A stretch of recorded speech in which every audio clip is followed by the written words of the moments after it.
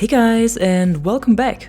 The official Battlefield Twitter account just released a new post with a lot of info on the changes that will be made to the map design of 2042, especially to Kaleidoscope for now, and how they will keep on improving the maps, including the ones that will be added later on. So just sit back and let me give you an overview of everything you need to know.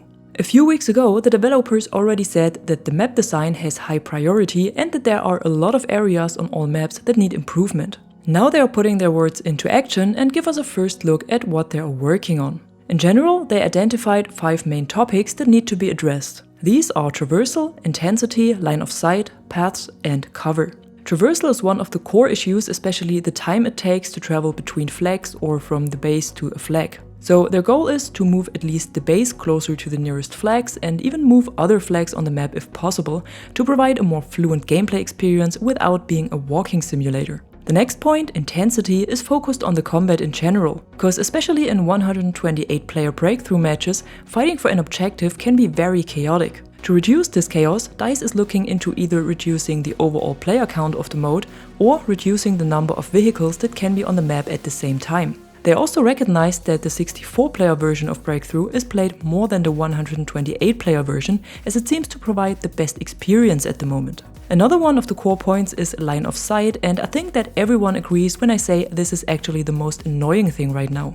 You can literally snipe enemies out of their spawn from the first objective on almost every breakthrough map, so of course they will address this as well. The current plan is to add more cover on the maps to hide from enemy line of sight while traversing from objective to objective. Another feedback that was given by the community is that there are no clear paths between the objectives, which leads to enemy fire coming from all possible angles. So they're trying to have more defined paths on the map to keep combat focused and easier to overlook. And the last of the main topics is the cover itself, which is similar to the line of sight. The goal is to add more cover to the open and flat spaces on all maps to reduce long-range combat between objectives and also to reduce getting shot from all angles of the map.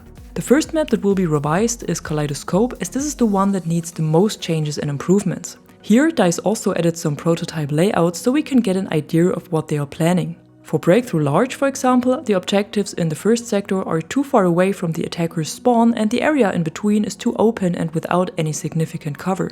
To solve this, it looks like they will move both objectives and their spawn to another part of the map that already provides more cover. Same for Conquest. To close open areas and make ways between the objectives shorter, they will move the objectives to other spots of the map. Changes like this will also follow for all other maps, but Kaleidoscope will be the first one, for both modes, Conquest and Breakthrough. And it also looks like the changes will only be made to the 128-player layouts, at least for now. Unfortunately, it will still take a while until we see these improvements live in-game. DICE currently plans to deliver the new map design for Kaleidoscope at some point during Season 1, but didn't mention when the other maps will follow. For the new maps that will be added with future updates and seasons, these improvements will already be made before the release. Also, the next maps will be smaller than the current ones, as they realized that bigger maps not necessarily mean more fun. If you also want to give feedback to the map design, you can do this on the Battlefield forum, on Reddit, Discord or on Twitter, as the devs read through all of these social media hubs. You can also share screenshots or videos to make clear what you mean.